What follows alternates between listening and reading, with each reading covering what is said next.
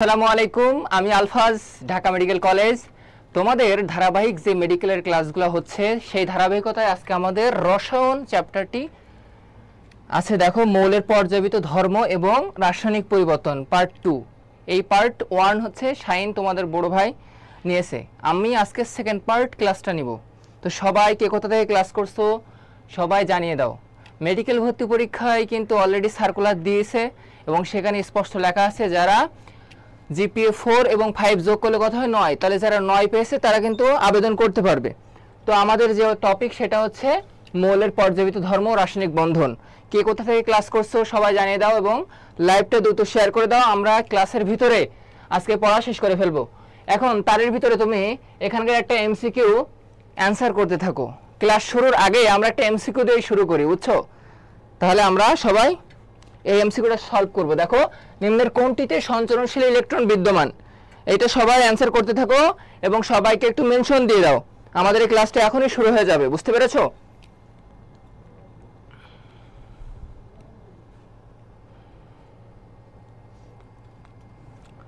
সবাই অ্যান্সার করে দাও। নিম্নের কোনটিতে সঞ্চরণশীল ইলেকট্রন আছে? সঞ্চরণশীল কি ইলেকট্রন হবে বলো তো?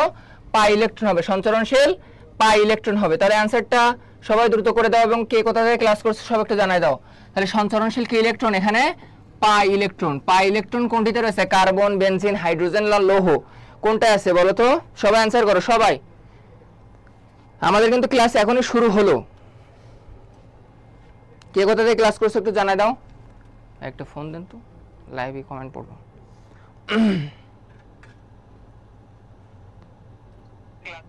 লাগবে না। আচ্ছা দেখো, সাউন্ডও ঠিক আছে। নিম্নের কোনটিতে সঞ্চরণশীল পাই ইলেকট্রন বিদ্যমান? তাহলে দেখো, বেনজিনের কাঠামোতে এখানে অনেকে আনসার দিয়েছো বি। জান্নাতুল উল্লাহ, উর্মি, তামিম, সুরায়া সুলতানা, জয়িতা, সবাই একটু কমেন্ট করো। সবাই একসাথে কে কোথা থেকে ক্লাস করছো জানাও আর লাইভটা শেয়ার করে দাও দ্রুত। আমাদের ক্লাস কিন্তু এখনই শুরু হয়ে গেল। সবাই অ্যান্সার করো। তাহলে বেনজিন যদি আমরা দেখি, এই যদি বেনজিনের স্ট্রাকচার, এর ভিতরে কিন্তু সঞ্চরণশীল পাই ইলেকট্রন বিদ্যমান। সঞ্চরণশীল পাই ইলেকট্রন বিদ্যমান। এইগুলা কিন্তু এরকম করে ডিলোকালাইজেশন করে বা সঞ্চরণশীল অবস্থার ভিতরে থাকে পাই ইলেকট্রনগুলা। তাহলে প্রথম নম্বর এমসিকিউটা দেখো তো, রাসায়নিক বন্ধন সংক্রান্ত নিম্নের কোন তথ্যটি সঠিক নয়? এটা ডেন্টাল ভর্তি পরীক্ষায় 8-9 সালে এসে গেছে। সো এরকম এমসিকিউ নিয়ে আমরা আজকের এই ক্লাসটা সাজিয়েছি খুব সুন্দর করে। জয়কুলির যে মেডি রসায়ন বইটি রয়েছে সেখান থেকে এক্সট্রা ইনফরমেশনও কভার হবে এবং খুব গুরুত্বপূর্ণ এমসিকিউ ভার্সিটি, ডেন্টাল, মেডিকেলের আমরা সেগুলো সলভ করব, সাথে থিওরিও করব। তো সবাই অলরেডি অ্যান্সার করা শুরু করেছো। জান্নাত, আখি, তাহিম, কে কোথা থেকে ক্লাস করছো সবাই জানা দাও। এবং এটা দেখো, রাসায়নিক বন্ধন সংক্রান্ত কোন তথ্যটি সঠিক নয়? পাই বন্ধন একটি নির্দিষ্ট দিকে প্রসারিত থাকে। হ্যাঁ, পাই বন্ধন, এটা কি বন্ধন? সিগমা বন্ধন। তাহলে সিগমা বন্ধন যদি আমি এটাকে ধরি, তাহলে এটা কিন্তু একটা সিগমা বন্ধন, এটা কিন্তু একটা সিগমা বন্ধন। তাহলে একটা নির্দিষ্ট দিকে এটা কিন্তু প্রসারিত থাকবে, কথাটা কিন্তু সত্য। 2 নম্বর দেখো, পাই বন্ধন হচ্ছে সিগমা বন্ধন বেশি দৃঢ়, কথাটি কিন্তু সুন্দর। পাই বন্ধন থেকে সিগমা বন্ধন কিন্তু বেশি পরিমাণ শক্তিশালী হয়। তাহলে এখানে অ্যান্সার হবে বি। দেখো, পাই বন্ধন সিগমা বন্ধনের চেয়ে দৃঢ়তার, পাই বন্ধন হচ্ছে তাহলে এটা অ্যান্সার হবে না। বি নাম্বার কিন্তু অ্যান্সার হবে না, কারণ বলছে পাই বন্ধন বেশি শক্তিশালী না, পাই বন্ধন হচ্ছে দুর্বল বন্ধন। দেখো, পাই বন্ধন তৈরির পরে সিগমা বন্ধন তৈরির পরে পাই বন্ধন তৈরি হয়, যেটা ভুল। পাই বন্ধন আগে তৈরি হয়, তারপরে হচ্ছে সিগমা বন্ধন। বুঝতে পেরেছো? তাহলে দেখো, পাই বন্ধন সিগমা বন্ধন হচ্ছে দৃঢ়, তাহলে এইটা হবে অ্যান্সার, ডি হবে এখানকার অ্যান্সার। রাইট অ্যান্সার কি হবে সবাই বলো? ডি। পাই বন্ধন এর চেয়ে সিগমা বন্ধন কিন্তু বেশি পরিমাণ শক্তিশালী। তাহলে আমরা 1 নাম্বার 2 নাম্বার এমসিকিউ শেষ করলাম। এখন আমরা 3 নাম্বার এমসিকিউতে চলে যাবো। বলো তো, অষ্টক সম্প্রসারণের উদাহরণ কোনটি? অষ্টক মানে 8 এর বেশি হবে। অষ্টক সম্প্রসারণ, অষ্টক সংকোচন এবং অষ্টক তত্ত্ব। তাহলে দেখো, আগে এই 3 নাম্বার এমসিকিউটা অ্যান্সার করতে থাকো। তো সবাই কারা ক্লাস দেখছো দেখি। সুরায়া সুলতানা, জয়িতা, আখি, উর্মি, সবাইকে একটু মেনশন করে দাও এবং লাইভটা শেয়ার করে দাও। দেখো তো, অষ্টক সম্প্রসারণ এমসিকিউটা মেডিকেল ভর্তি পরীক্ষার জন্য খুবই গুরুত্বপূর্ণ। সম্প্রসারণ মানে 8 এর বেশি থাকবে। তাহলে অষ্টক, এই যে শব্দটি, এটা হচ্ছে একটা অষ্টক তত্ত্ব। এটা কি? অষ্টক তত্ত্ব। অষ্টক তত্ত্ব 2 প্রকার, একটা হচ্ছে অষ্টক সম্প্রসারণ, এই যে সম্প্রসারণ, আর একটা হচ্ছে অষ্টক অষ্টক কি হবে সংকোচন। এখন ভাই সংকোচন কাকে বলে আর সংকোচন কাকে বলে? সম্প্রসারণ মানে 8 এর বেশি হবে, 8 এর বেশি হবে। সম্প্রসারণ মানে কি 8 এর বেশি হবে, লাস্ট কক্ষপথের ইলেকট্রনগুলো হিসাব করতে হবে। আর সংকোচন মানে হচ্ছে 8 এর কম হবে ইলেকট্রনগুলো। বুঝতে পেরেছো? ইলেকট্রনগুলো 8 এর বেশি এবং 8 এর কম। তাহলে দুই ধরনের তত্ত্ব কে বলা হয় অষ্টক তত্ত্ব। বুঝতে পেরেছো? তাহলে এখানে দেখো সম্প্রসারণ মানে 8টার বেশি ইলেকট্রন থাকবে। তাহলে বেরিলিয়াম হচ্ছে কি 4 নাম্বার না, তার লাস্ট কক্ষপথে কত থাকে 2, তাহলে 2। আর এখানে দেখো দুইটা একযোজী মৌল যুক্ত আছে, অর্থাৎ ক্লোরিন 2টা, তাহলে এখানে 2 যোগ করে দাও, তাহলে কত হয় 4। তাহলে এটা কিন্তু 8 এর কম। এখানে কি চাইছে সম্প্রসারণ মানে আমার 8 এর বেশি বের করতে হবে। এখন দেখো ক্লোরিন বাদ এই যে PCl5 এটা তুমি যোগ করে দেখো, পি মানে কি ফসফরাস, লাস্ট কক্ষপথে কয়টা ইলেকট্রন 5টা, তাহলে ফসফরাসের কত হবে 5, সাথে কয়টা একযোজী মৌল যুক্ত আছে 5টা, তাহলে ওই 5ও যুক্ত করে দাও, তাহলে কত হয়ে গেল দেখো 10। তাহলে দেখো তো অষ্টক সম্প্রসারণে ইলেকট্রন সংখ্যা 8 এর বেশি হবে। তাহলে এই বি নাম্বারই কেবল এটা পসিবল। দেখো 10 হচ্ছে, 8 এর কিন্তু বেশি, সে 8 এর বেশি, তাই অষ্টক সম্প্রসারণ। আর এইটা কিন্তু অষ্টক সংকোচন, দেখো 4 হচ্ছে যোগ করলে। এটার ক্ষেত্রেও দেখো 8 এর কম হবে। কিভাবে দেখো, বোরনের 5 না লাস্ট কক্ষপথে, তো ও তো হচ্ছে অলরেডি মানে লাস্ট কক্ষপথে কিন্তু বোরন 5 না, তাহলে 2টা কিন্তু প্রথম, তারপরে কত যায় 3টা, তাহলে লাস্ট কক্ষপথে কিন্তু তার 3টা ইলেকট্রন, তার সাথে এই Cl3 মানে 3টা একযোজী মৌল যুক্ত আছে, তাহলে 3 এর সাথে আর 3 যোগ করে দিলে কত হয় 6, যেটা 8 এর থেকে কিন্তু কম। তাহলে দেখো এটা অষ্টক সংকোচন, এটা সংকোচন, এটাও সংকোচন, বাট এইখানে 5 আর এই 5 মিলে হয় 10, যেটা 8 এর বেশি, তাই হচ্ছে অষ্টক সম্প্রসারণ। বুঝতে কি পেরেছো? সবাই কি বুঝতে পেরেছো? 3 বি দিছো মুনিয়া মাইশা, ফারিয়া ইসলাম মিমি, মিস্ট আখি, মেশকাত মাইশা, সব দেখতে মেয়ে। তোমার কি ছেলেরা কেউ নাই? হ্যাঁ, সবাই কিন্তু মেয়ে কমেন্ট করেছো। একটা ছেলে কমেন্ট করো তো, যে একজন কি ছেলে, কি লজ্জা পাচ্ছ নাকি? এতগুলো মেয়ের ভিতরে আমি একাই ছেলে। আমাদের ক্যামেরাম্যান আছে বুঝছো, একাই ছেলে ক্লাস দেখতেছে। অষ্টক তত্ত্ব তাহলে আমি এগুলো কি পড়াইলাম না? অষ্টক তত্ত্ব কিন্তু পড়াই দিছি। দেখো অষ্টক তত্ত্ব হচ্ছে 2 প্রকার। কি কি অষ্টক তত্ত্ব কয় প্রকার? 2 প্রকার, এটা কিন্তু পড়াই দিছি। দেখো অষ্টক সম্প্রসারণ এবং অষ্টক সংকোচন, তাই না? দেখো 8 এর কম 8 এর বেশি, এটা কিন্তু পড়াইছি। এই ক্ষেত্রে দেখো এই যে বোরনের লাস্ট কক্ষপথে কিন্তু 3টা থাকে, এই 3, আর এই যে একযোজী মৌল 3টা যুক্ত আছে, তাই একের সাথে 3 গুণ করে দিবা, দিয়ে যোগ করে দেখবা 6, যেটা 8 এর থেকে কম, তাই এটা অষ্টক সংকোচন। এবার দেখো এইটা দেখো যোগ করে দেখো, এই 5 আর এই 5 যোগ করে দেখো 10। আবার তুমি জেনন টেট্রাফ্লোরাইড, এই দেখো ফ্লোরিন 1 গুণিত 4, কিন্তু তাহলে 4টা দেখো 1 গুণিত 4 আছে, আর জেননের লাস্ট কক্ষপথে 8টা থাকে, তাহলে 8 আর এই 4 12, তাহলে এটা কিন্তু অষ্টক সম্প্রসারণ। বুঝতে কি পেরেছো? তাহলে অষ্টক সংকোচন অষ্টক সম্প্রসারণ এটা কিন্তু তোমার বোঝা লাগবে। বুঝতে পেরেছো? দেখো এর 2 লাস্ট কক্ষপথে থাকে, এই সেই 2, আর এই ক্লোরিন 2টা যুক্ত আছে, তাহলে 2 দিয়ে গুণ করলাম, তাহলে ওখানে 4, যেটা অষ্টক অসম্পূর্ণ বা সংকোচন, যা হয় অষ্টক অসম্পূর্ণ, তাই অষ্টক তোমার ওইটা হবে। এবার দেখো এইখানে কিছু আমাদের অষ্টক সম্প্রসারণের কিছু উদাহরণ এখানে দেখো দেওয়া আছে। দেখো আমি যদি IF7 এটাকে নিয়ে কাজ করি, তাহলে দেখো আই মানে লাস্ট কক্ষপথে আয়োডিন, লাস্ট কক্ষপথে থাকে 7টা, আর একযোজী মৌল যুক্ত আছে 7টা, এই যে 14। তাহলে এখানে দেখো সব 8 এর বেশি সংখ্যক ইলেকট্রন লাস্ট কক্ষপথে অবস্থান করা হয়েছে, সেই কারণে এটা অষ্টক কি হবে, সংকোচন না সম্প্রসারণ বলো? সম্প্রসারণ হবে। বুঝতে পেরেছো? এবার দেখো এইখানে কিন্তু দেখো মুক্তচোর ইলেকট্রন বের করার নিয়ম, মুক্তচোর বের করার নিয়ম দেখো, এ লাস্ট কক্ষপথ কত 4, তাহলে এই সেই 4। এখন 4 থেকে তুমি কত বাদ দিবা? দেখো একটা অক্সিজেনের লাস্ট কক্ষপথে কয়টা ইলেকট্রন থাকে বলো তো? 2টা, তাই না? এই সেই 2টা, মানে এর যোজনী কত এটা হিসাব করবা, এর যোজনী কত এটা হিসাব করবা, এর যোজনী কত এটা হিসাব করবা, এই ফ্লোরিনের যোজনী কত সেটা হিসাব করবা। তার মানে এখানে একটা কেন্দ্রীয় মৌল কার্বন, এটা সহকারী মৌল অক্সিজেন, কেন্দ্রীয় মৌল কার্বন, সহকারী মৌল অক্সিজেন, কেন্দ্রীয় মৌল সালফার, সহকারী মৌল হাইড্রোজেন। বুঝতে পেরেছো? তাহলে যদি আমি এইটাকে ধরি হাইড্রোজেন সালফাইড, এইটার আমি বের করতে যাচ্ছি যে কয় জোড়া মুক্তজোড় ইলেকট্রন আছে, সেটা আমি হিসাব করব। দেখো তাহলে মানে এখানে কেন্দ্রীয় মৌল কে সালফার, সালফারের কত 6, লাস্টে 6। এবার ওটা আমি বাদ দিব, কত দিয়ে বাদ দেবো? এই হাইড্রোজেনের যোজনী কিন্তু 1, তার সাথে দেখো 2 দিয়ে গুণ করা হয়েছে, দেখো 2 দিয়ে গুণ করা হয়েছে, করলে আমি যতটুকু পাবো সেটা হচ্ছে 4। এখন 4 মানে কিন্তু এখানে 4টা ইলেকট্রন অবস্থান করতেছে, তাহলে 4টা ইলেকট্রন মানে কিন্তু 2 জোড়া। বুঝতে কি পেরেছো? 4টা ইলেকট্রন মানেই 2 জোড়া, আর 2টা ইলেকট্রন থাকলে মানে 1 জোড়া, আর 0 থাকা মানে কি ইলেকট্রন মুক্তজোড় সংখ্যা নাই। বুঝতে কি পেরেছো? তোমার কথা শুনে সব ছেলে চলে আসবে এখন। একটু এই যে ছেলে আসছে একাই আমাদের বীর পুরুষ সানবীর সারোয়ার, থ্যাংক ইউ। আর রিমন কাজী, ওই তো আরেকজন পেয়ে গেছি। এতগুলো ছেলে চলে আসছে, কথা বলার হুঙ্কার। হ্যাঁ, মেয়ে কি সব আন্দোলনে যায় নাকি ছেলেরা যায় বলো? বেনজিনের কয়টি সিগমা বন্ধন আছে? এটা পারলে মনে করবো খুব ভালো। তুমি বলো বেনজিনে কয়টি সিগমা বন্ধন উপস্থিত আছে? দেখো আমি তার বেনজিন চক্রটা আঁকাই, তোমরা তার অ্যান্সার করতে থাকো। সবাইকে একটু নিয়ে ক্লাস করতে বসো, সবাই ক্লাস করতে বসো, সবাইকে ডাকো, মেনশন দাও, গার্লফ্রেন্ড বয়ফ্রেন্ড সবাইকে মেনশন দাও একাহারে, বুঝছো? দেখো তাহলে এখানে একটা কার্বন অবস্থান করে, এখানে একটা কার্বন, এখানে একটা কার্বন, এখানে একটা কার্বন, 6টা কার্বন, বুঝতে পেরেছো? এখন এইখানে কিন্তু একটা হাইড্রোজেন অবস্থান করে, এখানে একটা হাইড্রোজেন অবস্থান করে। তো আমি বন্ধনগুলো যদি এইভাবে দেখাই, যেখানে কিন্তু হাইড্রোজেনটা এইভাবে থাকে, এখানে মনে করে একটা হাইড্রোজেন থাকবেই, এখানে একটা হাইড্রোজেন থাকবেই, এখানে একটা হাইড্রোজেন থাকবেই, এখানে একটা হাইড্রোজেন থাকবেই, এখানে একটা হাইড্রোজেন থাকবেই।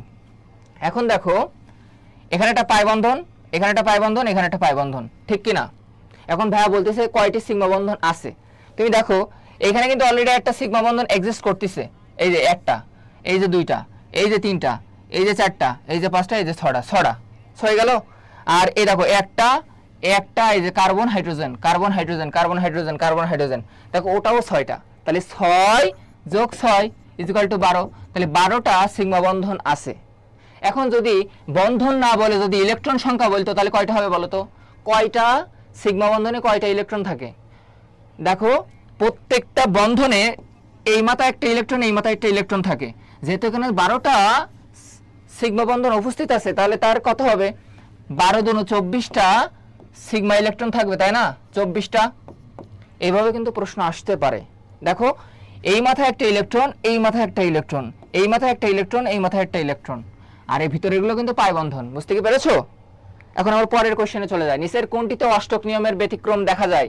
আমি কিন্তু তোমার এটা শেখাইছি, তুমি যদি না পারো অষ্টক নিয়মের ব্যতিক্রম দেখাবে। অষ্টক নিয়মের ব্যতিক্রম দেখাবে মানে অষ্টক রুলস ফলো করবে না, তার মানে 8-এর থেকে কম সংখ্যক ইলেকট্রন থাকবে।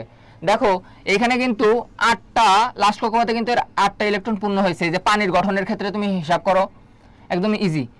পানিতে কিন্তু 2 জোড়া মুক্ত জোড় ইলেকট্রন থাকে, আর 2 জোড়া, আর 1 জোড়া ইলেকট্রন হচ্ছে হাইড্রোজেনের সাথে বন্ধন গঠন করে।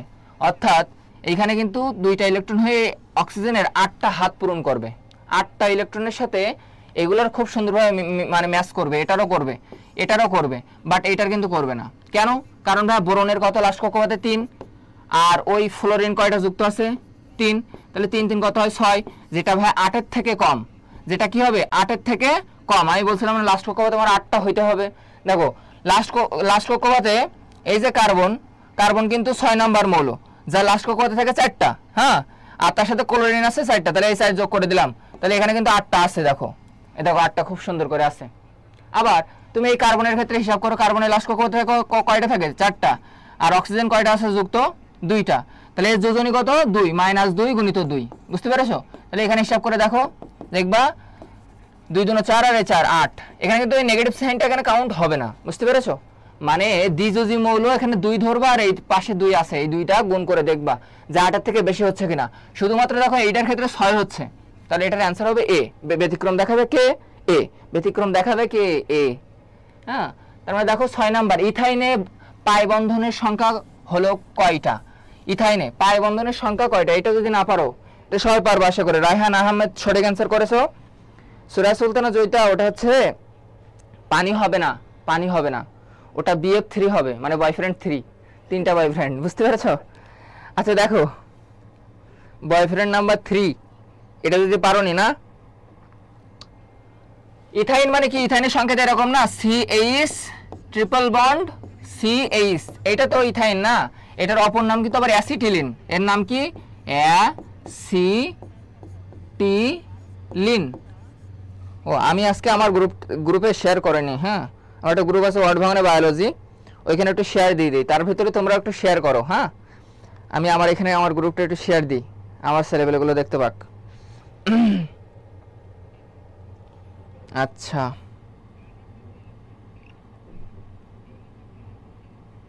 তোমরা একটু শেয়ার দিও, হ্যাঁ, দেওয়ার পরে বলো যে ভাই আমি শেয়ার দিছি, ওই যে আমার গ্রুপ। ইথাইন দেখো, ইথাইনের অপর নাম কি? অ্যাসিটিলিন। এই গ্যাস দিয়ে কিন্তু লোহাকে কাটা হয়। তাহলে মেডিকেল ভর্তি পরীক্ষায় প্রশ্ন আসবে যে ভাইয়া কোনটিতে লোহা জোড় এবং কাটা হয়? উত্তর হবে অ্যাসিটিলিন গ্যাস, বুঝতে পারে? তাহলে এটা গ্যাসীয় দশা। এবং এখানকার দেখো সংকরণটা কেমন, sp। হ্যাঁ, sp কিন্তু সংকরণ। হ্যাঁ, এটা কিন্তু আসে পরীক্ষায়। এর ভিতরে কার্বন কার্বন বন্ধন কয়টা, এটাও আসবে পরীক্ষায়। হ্যাঁ, যাই হোক, এখন অনেকে মনে করো ইংলিশ জিকে নিয়ে ভয় পাচ্ছ, সেই ক্ষেত্রে মনে করো বেশি বেশি কোশ্চেন সলভের সংস্পর্শে আসবা। তা না হলে তুমি পরীক্ষায় কোনো নতুন একটা এমসিকিউ পাইলে সেটা দেখবে অ্যাপ্রোপ্রিয়েট অ্যান্সার সেভাবে হচ্ছে না। অর্থাৎ কমন পাওয়া খুবই গুরুত্বপূর্ণ। সেই ক্ষেত্রে বেশি বেশি কোশ্চেন সলভ করবা। সব যে রুলস দিয়ে তুমি ইংলিশ শেষ করবা সিরিয়াল বাই সিরিয়াল প্রত্যেক রুলস অনুযায়ী, রুলস অতটা খাটে না পরীক্ষার হলে। ওই সামান্যতম সময়ে তুমি কখনোই রুলস খাটে ইংলিশ অ্যান্সার করে আসতে পারবে না। যদি বলি মানে ইংলিশ মেক্স এ ম্যান বা practice makes a man perfect, এই যে পারফেক্ট শব্দটি এখানে বসাইলা, এখানে কোনো রুলস খাটলো না, তুমি অটোমেটিক কিন্তু এটা পড়তে ভালো লাগছে বা অপশান মেলায় দেখছো বলেই কিন্তু এটা পেরে গেছো। তো এরকম সব কিন্তু রুলস দিয়ে হবে না, তোমার বই নিয়ে প্রচুর পরিমাণে নিজে নিজে প্র্যাকটিস করতে হবে। এক্ষেত্রে ক্লাস দেখাটা অতটা গুরুত্বপূর্ণ মানে ইস্যু দাঁড়ায় না। তুমি যত বেশি নিজে পড়বা তত জিকে এবং ইংলিশের ক্ষেত্রে ভালো করতে পারো মেডিকেল ভর্তি পরীক্ষায়। বুঝতে কি পেরেছো? Boyfriend number 3। আচ্ছা ঠিক আছে, প্রীতি ঘোষ, সুরায়া সুলতানা, রাইহান, ফারিয়া ইসলাম, মিমি, সবাই ক্লাস দেখছো, থ্যাংক ইউ। তাহলে দেখো এখানে সিগমা বন্ধনের সংখ্যা কয়টা? দেখো আমি যদি এইটা একটু মুছে দেই, এই হাইড্রোজেনটা আর এই হাইড্রোজেনটা যদি এখানে মুছে দেই, তাহলে যদি হাইড্রোজেন যদি এইখানে লিখতাম, এইখানে যদি লিখতাম কোনো অসুবিধা ছিল না।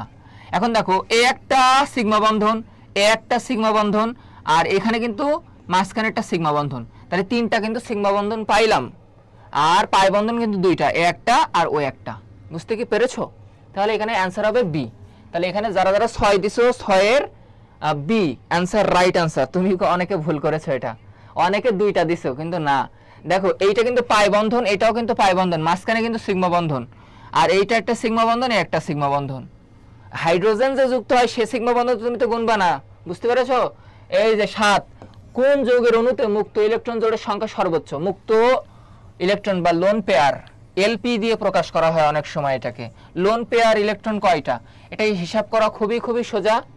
তুমি জাস্ট এখানের দিকে তাকাও, এই দেখো এখানে কত আছে, ক্লোরিন না? ক্লোরিন মানে কিন্তু 17 নাম্বার মৌল, অর্থাৎ লাস্ট কক্ষপথে সে কিন্তু হিসাব করে এইভাবে, প্রথম 2টা যায়, তারপর 8টা যায়, তারপরে যাবে কিন্তু 7টা, কারণ এই 10 আর এই 7 মিলে হয় 17টা। তাহলে আমার ক্লোরিন এই যে 17 বানাইতে হবে আমাকে, তাই না?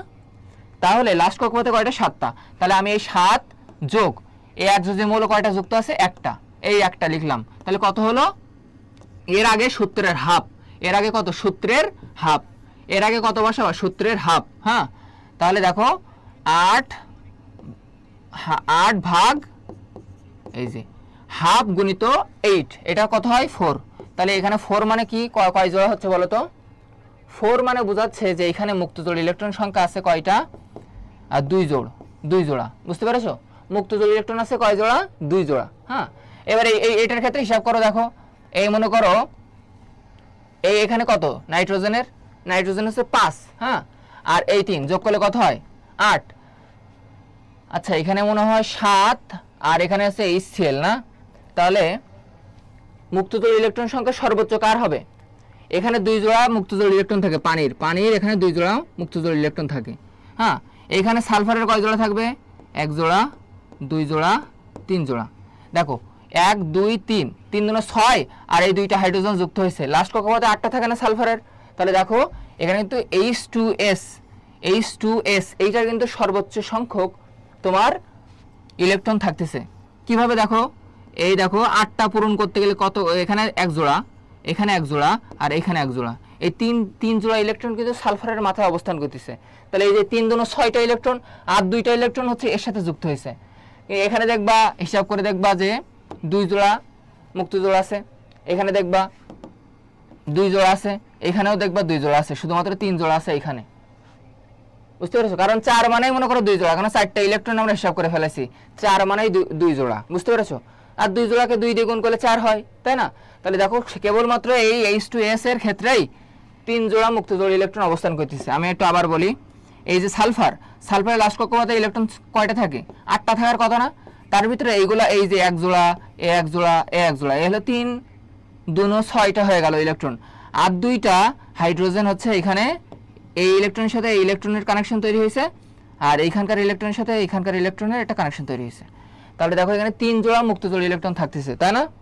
আর শুরু বুঝতে পেরেছো? তাহলে 7 ডি নিচের, এবার বলো তো 8 নাম্বার, নিচের কোন যৌগে মুক্ত জোড় ইলেকট্রন সংখ্যা সর্বাধিক? আবার সেম প্রশ্ন পড়েছে, দেখো মুক্ত জোড় ইলেকট্রন সংখ্যা সর্বাধিক, এটা একটু অ্যান্সার করো তো। সেম কাহিনী একদম। এটার ক্ষেত্রে দেখো এটা কিন্তু কমে গেছে, কারণ ফ্লোরিনের সংখ্যা দেখো আগে 2টা যুক্ত ছিল বা হাইড্রোজেন সংখ্যা 2টা যুক্ত ছিল, এখন দেখো 6টা যুক্ত আছে। তার মানে এখানে মুক্ত জোড় ইলেকট্রন সংখ্যা কিন্তু কমে গেছে। এর মুক্ত জোড় ইলেকট্রন সংখ্যা আগে সালফারের এই জায়গায় এক জোড়া ছিল, এই জায়গায় এক জোড়া ছিল, এই জায়গায় এক জোড়া ছিল না? এখন এর সাথে দেখো ফ্লোরিন সংখ্যা দেখো বেশি বেশি হয়ে গেছে, ফ্লোরিন সংখ্যা বেশি বেশি হয়ে গেছে। তাহলে কি আর মুক্ত জোড় আবার থাকবে এগুলা? না, এগুলো কিন্তু বন্ধনে অংশগ্রহণ করবে, তাই না? এবার দেখো আমি যদি এইটার ক্ষেত্রে ভাবি, এটার ক্ষেত্রে তো 2 জোড়া থাকবে অক্সিজেনের ক্ষেত্রে, হ্যাঁ অক্সিজেনের ক্ষেত্রে 2 জোড়া থাকবে গেল। আর এই জেনন হেক্সাফ্লোরাইড, এই জেনন মানে লাস্ট কক্ষপথে 8টা ইলেকট্রন থাকবে, তাই না? এখন এই 8টা ইলেকট্রন দেখো 2টা কেবলমাত্র ফ্লোরিনের সাথে যুক্ত হয়ে গেছে, তাহলে বেশি পরিমাণ কিন্তু তার হাত খালি আছে। তাহলে এইটা এখানকার অ্যান্সার হবে, হ্যাঁ জেনন, জেনন কত? Xenon difluoride, xenon difluoride. কারণ তার লাস্ট কক্ষপথে দেখো জেনন যদি এখানে আঁকাই তাহলে এক জোড়া, এক জোড়া, এক জোড়া, আর এক জোড়া আছে না, ওই আর এক জোড়া হচ্ছে ফ্লোরিনের সাথে একটা যুক্ত হবে, আর এক জোড়া ফ্লোরিনের সাথে যুক্ত হবে। তাহলে দেখো এক জোড়া মুক্ত জোড়, এক জোড়া মুক্ত জোড়, এক জায়গায় মুক্ত জোড়। মনে রাখবে এগুলো, জেননের ক্ষেত্রে 8, আয়োডিনের ক্ষেত্রে 7, ক্লোরিনের ক্ষেত্রে 7, সালফারের ক্ষেত্রে 6, কার্বনের ক্ষেত্রে 4, হ্যাঁ অক্সিজেনের ক্ষেত্রে 2। এই সকল জিনিসগুলো মনে রাখলে এই এমসিগুলো সলভের ক্ষেত্রে সুবিধা হবে। তাহলে ভাই কেন এইটা অ্যান্সার হলো না? দেখো তুমি আয়োডিন, আয়োডিনের লাস্ট কক্ষপথে কয়টা থাকবে? ওইরকম 7 জোড়া, তোমার কয় জোড়া থাকবে? 8টা ইলেকট্রন থাকবে। তাহলে এক জোড়া, এক জোড়া, এক জোড়া, আর 2টা যে ইলেকট্রন আছে তার সাথে দেখো একটা হচ্ছে ফ্লোরিন যুক্ত হলো, আর একটা ফ্লোরিন যুক্ত হলো। তাহলে 2টা ফ্লোরিন যুক্ত আছে, ঠিক আছে, কিন্তু ওখানে দেওয়া আছে দেখো 7টা। তাহলে বাকিগুলো এখানে এফ এফ যুক্ত হয়ে যাবে আরো, তখন এগুলো আর মুক্ত জোড় থাকবে না, তখন এটা বন্ধন জোড়ে অংশগ্রহণ করে ফেলবে। তাহলে কেবলমাত্র এই একযোজী মৌল যার কম যুক্ত সেই অ্যান্সারটা কিন্তু অ্যাপ্রোপ্রিয়েট। তাহলে এখানে সি হবে অ্যান্সার। বুঝতে কি পেরেছো? অ্যাসিটিলিনের অণুতে কোন বন্ধন সমূহ রয়েছে বলো তো? অ্যাসিটিলিন একটু আগেই পড়ছিলাম কিন্তু এটা, হ্যাঁ একটু আগেই কিন্তু এটাও পড়লাম। অ্যাসিটিলিন সংকেত কি ভাই? CH ট্রিপল বন্ড CH, তাই না? তাহলে দেখো এখানে কিন্তু আমরা পাইছিলাম 3টা সিগমা আর 2টা পাই বন্ধন, ঠিক কি না? দেখো একটা পাই বন্ধন, একটা পাই বন্ধন, আর সিগমা বন্ধন কিন্তু এখানে একটা আছে, এখানে একটা আছে, আর এই মাঝখানে একটা আছে। এই 3টা সিগমা বন্ধন আর 2টা পাই বন্ধন। কোথায় অ্যান্সার আছে? এই যে এ নাম্বার অ্যান্সার। তোমরা সবাই রাইট অ্যান্সার করেছো। ইশরাত নুরানি, প্রীতি ঘোষ, 9 অ্যান্সার করো, 9 অ্যান্সার করো। নিচের কোন যুগলের 2টি মৌলে অষ্টক সম্প্রসারণ ঘটতে পারে? হ্যাঁ এই যে সালফার এবং ফসফরাস, মনে রাখবা যে SF6 গঠন করতে পারে, হ্যাঁ আর ফসফরাস আছে PCl5, এইগুলো কিন্তু অষ্টক সম্প্রসারণ গঠন করতে পারে। কিন্তু তুমি এই অ্যালুমিনিয়ামের কিন্তু অতগুলো পারবে না, ওই অ্যালুমিনিয়াম Al2O3 এই সকল জিনিসপত্রগুলো গঠিত হইতে পারে, বাট এইগুলো দেখো সালফার হেক্সাফ্লোরাইড, ফসফরাস পেন্টাক্লোরাইড এরকম বড় বড় জিনিসপত্র নিয়ে সে গঠন করতে সক্ষম বিধায় এর অষ্টক সম্প্রসারণ ঘটতে পারে। মানে এ যত বেশি বাচ্চা দিবে তার সম্প্রসারণতা তত বেশি, তাই না? বাকিগুলো দেখো অতটা দিতে পারে না। অ্যালুমিনিয়াম দেখো সব জায়গায় ঢুকে, মানে সব অপশনের ভিতরে দেখো অ্যালুমিনিয়াম শব্দটি আছে, হ্যাঁ কিন্তু এইগুলো কিন্তু আবার পারে, এইগুলো কিন্তু আবার রাইট অ্যান্সার। কিন্তু এখানে যেহেতু অ্যালুমিনিয়ামগুলো ঢুকে ওই অপশনগুলোকে নষ্ট করে দিচ্ছে, দেখছো? কিন্তু কেবলমাত্র এই জায়গায় সালফার এবং ফসফরাস বেশি বেশি মৌলের সাথে যুক্ত হওয়ার ক্ষমতা আছে, অর্থাৎ যোজ্যতা স্তরের সংখ্যা বেশি। এবার বলতে 11 অ্যামোনিয়া অণুতে কয়টি সিগমা ইলেকট্রন আছে? দেখো এখানে কিন্তু সিগমা বন্ধন চাই নাই, ইলেকট্রন চাইছে, কয়টা সিগমা ইলেকট্রন আছে। এটা কিন্তু একটা ক্রিটিক্যাল প্রশ্ন। বুঝতে কি পেরেছো? মেশকাত মাইশা, এটা কি বুঝতে পেরেছো? জয়িতা মুনিয়াস মাইশা, সুছোনা বাবা নাম একটা দিছে, আতিয়া তিথি, মৌ আসো নাকি? মৌ নেই, আচ্ছা ঠিক আছে। এখন দেখো এখানে অ্যামোনিয়া যদি আমি এখানে আঁকাই, অ্যামোনিয়া কয়টা বন্ধন দিয়ে যুক্ত থাকে? 3টা বন্ধন দিয়ে 3টা হাইড্রোজেনের সাথে যুক্ত থাকে, এবং অ্যামোনিয়ার সংকেত হচ্ছে NH3। হ্যাঁ হেবারবস পদ্ধতিতে অ্যামোনিয়া তৈরি করা হয়, এবং এখানকার তাপমাত্রা কত? এখানকার তাপমাত্রা হচ্ছে 450 ডিগ্রি সেলসিয়াস তাপমাত্রা। হ্যাঁ এই অ্যামোনিয়া তৈরি করে। এই বিক্রিয়ায় কিন্তু লাসা তেলের নীতি প্রয়োগ করা হয়, তাই না? এবং ইন্ডাস্ট্রিতে এটা প্রচুর পরিমাণ ব্যবহার করা হয়। দেখো এখানে কিন্তু 1 2 3 তিনটা সিগমা বন্ধন আছে, এটা তো বুঝতে পেরেছো ঠিক কিনা? 1 2 3 তিনটা সিগমা বন্ধন আছে, বাট ওখানে চাইছে সিগমা ইলেকট্রন। তাহলে প্রত্যেক বন্ধনে এক প্রান্তে একটা ইলেকট্রন, অপর প্রান্তে আরেকটা ইলেকট্রন। তাহলে প্রত্যেক বন্ধনে দুইটা করে ইলেকট্রন থাকে। তাহলে এইখানে দুইটা ইলেকট্রন, এইখানে দুইটা ইলেকট্রন, এইখানে দুইটা ইলেকট্রন মিলে 6টা ইলেকট্রন থাকবে। এই 6টা ইলেকট্রন অ্যান্সার হবে। তাহলে এটা কিন্তু অনেকে ভুল করবা। হ্যাঁ, তাহলে 11C বুঝতে কি পেরেছো? প্রত্যেক বন্ধনে সিগমা বন্ধনে দুইটা করে সিগমা ইলেকট্রন আছে, দুইটা করে সিগমা ইলেকট্রন আছে। বুঝতে কি পেরেছো? বুঝতে পারছি ভাইয়া, thank you Maisha, thank you Mimi. আচ্ছা ঠিক আছে। দেখো জেনন হেক্সাফ্লোরাইড, তুমি কি এটা ভাবতে পারছো যে এটার মুক্ত জোড় বেশি আছে না মানে বন্ধন জোড় বেশি আছে? এটা কিন্তু মুক্ত জোড় বেশি নাই, কারণ সে অলরেডি বাচ্চা পেড়ে দিয়েছে। দেখো মানে এর লাস্টে 8টা ইলেকট্রন ছিল, সেটা কিন্তু হাত দিয়ে পূরণ করেছে, 6টা ফ্লোরিনকে সে ডেকে আনছে। তার কাছে কিন্তু মুক্ত টাকা পয়সা নাই, কারণ সে অলরেডি দিয়ে ফেলছে ফ্লোরিনকে। তাহলে আমি যদি এখানে জিজ্ঞাসা করি যেখানে মুক্ত জল বেশি আছে না কম আছে, উত্তর হবে কম আছে। কেন? যদি এটা জেনন F2 হইতো তাহলে কিন্তু এখানে মুক্ত জল সংখ্যা বেশি, কারণ সে বন্ধন গঠন করেনি তখনও, তার মানে তার হাত এখনো ফাঁকা। বুঝতে কি পেরেছো? বাট যখন তার 6টা ইলেকট্রন গ্রহণ করে ফেললো তখন কিন্তু তার মুক্ত জল আর নাই, সে কিন্তু অলরেডি দান করা শেষ।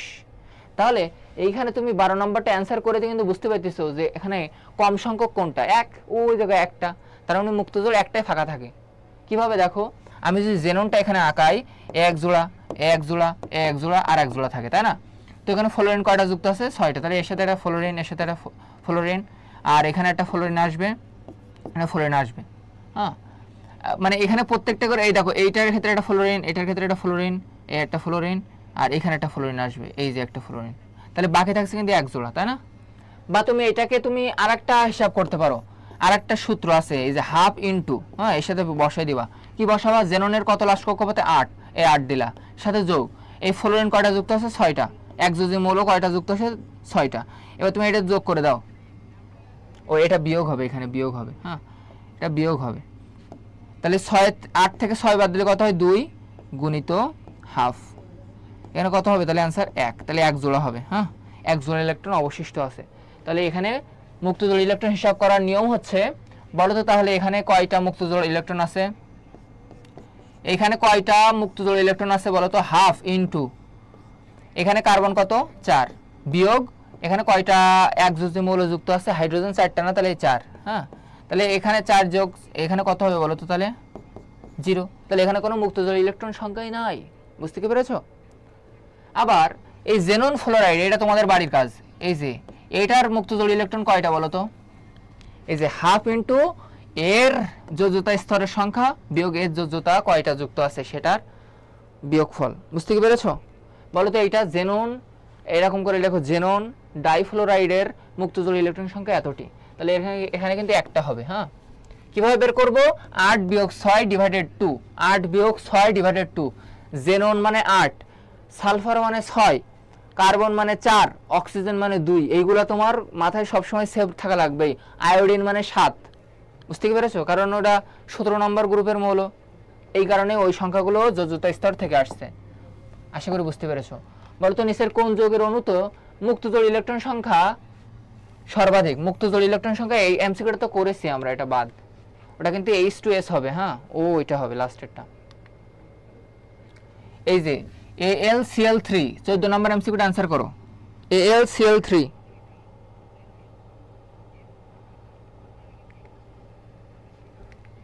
ওয়েট, ও দুইটি চাইছে না, সরি, ওখানে এক জোড়া মানে দুইটি হবে, ইলেকট্রন সংখ্যা চাইছে না, তাহলে এখানে দুইটি হবে।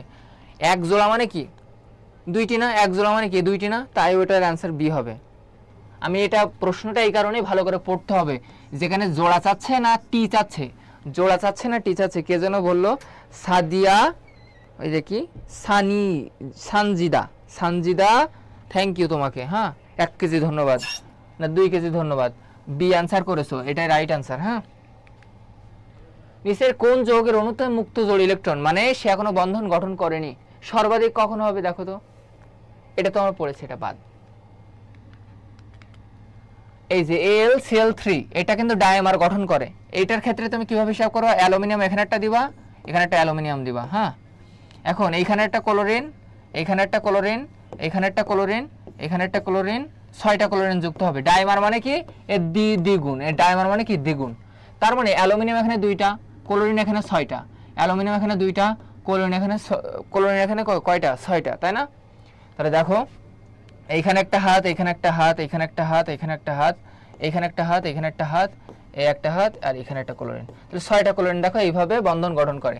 একটা তীর চিহ্ন এদিকে দিবা, একটা তীর চিহ্ন এদিকে দিবা। এখন এইখানে প্রত্যেকটা ক্লোরিনের লাস্ট কক্ষপথে কয়টা থাকে, 8টা ইলেকট্রন।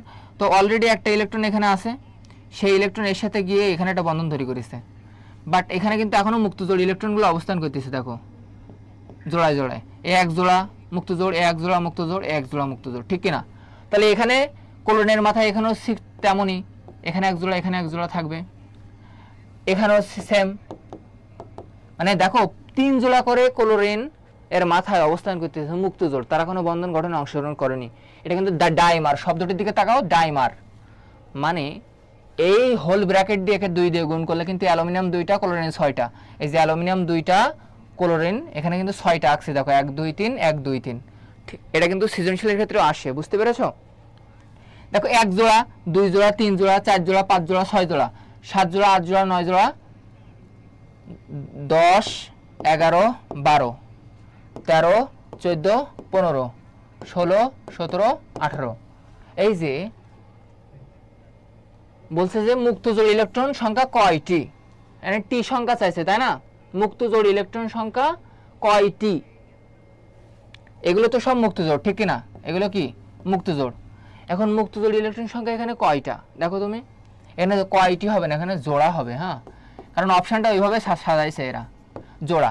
দেখবে এখানে গুণে দেখবা, এই দেখো 3 3 6 আর 3 9 আর 3 12 12 14 না 12 13 14 15 16 17 18। এখানে 18 অ্যান্সার হবে, রাইট অ্যান্সার 18, এখানে দেওয়া নেই। 18 জোড়া ইলেকট্রন থাকবে, বুঝতে পেরেছো? তুমি এখানে গুণে দেখো, এই 3 এই 3 এই 3 এই 3 এই 3 এই 3, তাহলে কয়টা 3 3 নং 18 হয় না? 318 318, এই 3 এই 3 এই 3 এই 3 এই 3 এই 3 318 হয় না? তাহলে এখানে অপশনটা নাই, বুঝতে পেরেছো? 14A না 14 16 হবে। তুমি দেখো এখানে কয়টি হবে না, এখানে অ্যান্সারটা এখানে ভুল, বুঝতে পেরেছো? কয়টি হবে না, কয় জোড়া হবে। আমি কিন্তু এখানে দেখাই দিচ্ছি 1 জোড়া 2 জোড়া 3 জোড়া 4 জোড়া 5 জোড়া 6 জোড়া 7 জোড়া 8 জোড়া 9 জোড়া 10 জোড়া 11 12 13 14 15 16 17 18, 18টা জোড়া থাকবে ইলেকট্রন। এই ক্লোরিনগুলাই তুমি গুণে দেখো, পারবা। এখন বলো তো, এটা বেনজিনের পাই বন্ধন কয়টি বিদ্যমান, 3টা না? এটা তো পারবা। বেনজিনের পাই বন্ধন কয়টা, 3টা, 1 2 3, তাহলে 3টা হবে। ডি 15D, নিচের কোন অরবিটাল পাই বন্ধন গঠনে অংশগ্রহণ করে, কোন অরবিটাল পাই বন্ধন গঠনে অংশগ্রহণ করে?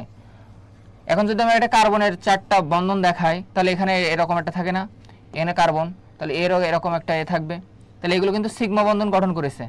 আর একটা এরকম ডাম্বেল থাকে, যেগুলা কি থাকে, খাড়াভাবে থাকে, এইগুলোর সাথে কিন্তু এটার একটা সিগমা পাই বন্ধন গঠনে অংশগ্রহণ করে, বুঝতে পেরেছো?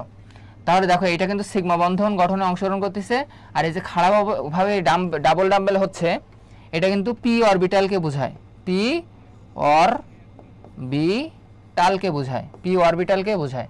তাহলে এখানে পি অরবিটাল কি হয়, পাই বন্ধন গঠনে অংশগ্রহণ করে। পাই বন্ধন গঠনে অংশগ্রহণ করে কে, 16B, তাহলে পি অরবিটাল। প্রীতি ঘোষ, সুরায়া তিথি, সবাই রাইট আনসার। এখন এই অ্যাঙ্গেলগুলো মনে রাখতে হবে, এটা কিন্তু পার্ট 2 এর ক্লাস। হ্যাঁ, আমাদের কিন্তু পার্ট 1 হয়ে গেছে ক্লাস, তোমাদের শাইন ভাই নিয়েছিল। sp3 সংকরণ কোথায় কোথায় হয় এবং তাদের অ্যাঙ্গেলগুলো কি, এগুলো এক নজরে মনে রাখতে হবে তোমাকে, পরীক্ষার জন্য মেডিকেলে এটা আসবে। হ্যাঁ, বিশেষ করে অ্যামোনিয়াটা ভুললে চলবে না। দেখো অ্যামোনিয়া হচ্ছে 160, অ্যামোনিয়া 160।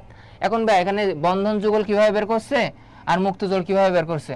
আমি মুক্তজোড়ের একটা সূত্র বলছিলাম না, যে হাফ গুণ এই নাইট্রোজেনের কত, মানে কত থাকে বলো তো, নাইট্রোজেনের কত থাকে, 5 থাকে না, 5 থাকে কিনা, মানে লাস্ট কক্ষপথে যোজ্যতা স্তরে। আর এই হাইড্রোজেনের কত, 3 না, এই 3 বাদ দিয়ে দেবো, এখানে বিয়োগফল করতে হবে। এবার এই 5 থেকে 3 বাদ দিলে কত হয়, 2। এবার এর সাথে হাফ গুণ করো, করলে দেখবা 1, তাহলে 1 পেয়ার হচ্ছে, দেখো 1 পেয়ার মুক্ত জোড়, তাহলে এটা কিন্তু সূত্র, এইটার ক্ষেত্রে কিন্তু এটা প্রযোজ্য। দেখো তুমি কিভাবে হবে মুক্ত জোড় বের করার সূত্র, দেখো এই 2 কিভাবে বের করবা, এই অক্সিজেনের কত হাফ ইন্টু অক্সিজেনের কত লাস্ট কত 6 না, এই 6, এখানে কয়টা মৌল যুক্ত আছে 2টা, তাহলে 2 লিখবা। এই 2টা কিভাবে তৈরি হয়েছে জানো, কারণ হাইড্রোজেনের যোজনে 1 এবং এর হাইড্রোজেন যোজনে 1 এবং এখানে 2টা মৌল যুক্ত আছে, তাই কিন্তু এখানে 2 তুমি বিয়োগ করতেছো, বুঝতে পারছো, 6 বিয়োগ 2 = 4, আর ওই 4 কে 2 দিয়ে ভাগ করলে 2 হয়, তাহলে এখানে কিন্তু 2 জোড়া মুক্ত জোড় আছে, 2 জোড়া মুক্ত জোড়। এটার ক্ষেত্রেও সেম 6 বিয়োগ 2, এটার ক্ষেত্রেও সেম, দেখো 5 বিয়োগ 3 ভাগ 2, এখানে 5 বিয়োগ 3 ভাগ 2, এখানে কিন্তু 1 আসবে। তাহলে মুক্ত জোড়গুলো তুমি কিন্তু এখানে ইজিলি হিসাব করে ফেলছো এই সূত্রের মাধ্যমে। প্রথম কেন্দ্রীয় মৌলের যোজ্যতা স্তর বিয়োগ কতগুলো একযোজী মৌল বিয়োগ আছে সেগুলো বিয়োগ করবা, করে হাফ দিয়ে ভাগ করে দিবা, আশা করি অ্যান্সার চলে আসবে।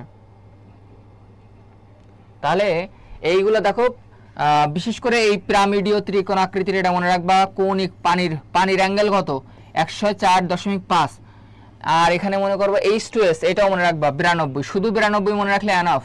তাহলে এই প্রথম 3টা ভেরি ভেরি ইম্পর্টেন্ট, কত ডিগ্রি করে অ্যাঙ্গেল তৈরি করছে। হ্যাঁ, এটার ক্ষেত্রে সেম ভাই। তাহলে ভাই এটা কি শর্টকাট কোনো ট্রিক্স আছে এই সংকরণের ক্ষেত্রে? তোমার একটু খেয়াল করে দেখো যে আমি যদি বলি sp2 কেন হলো, এটা এই Bl3 এটা কেন sp2 হলো, তোমার মনে এটা প্রশ্ন আসতে পারে না? এখন আমরা আগে কি করছিলাম, বিয়োগ করছিলাম না, এখন হবে যোগ। আগে কি করছিলাম, বিয়োগ করছিলাম, এখন হবে যোগ। দেখো বি মানে কি বোরন, লাস্ট কক্ষপথে কত 5, তাই না, মানে 5 নাম্বার মৌল, তার সাথে কত যোগ করব 3, এই দেখো 3 যোগ করলাম।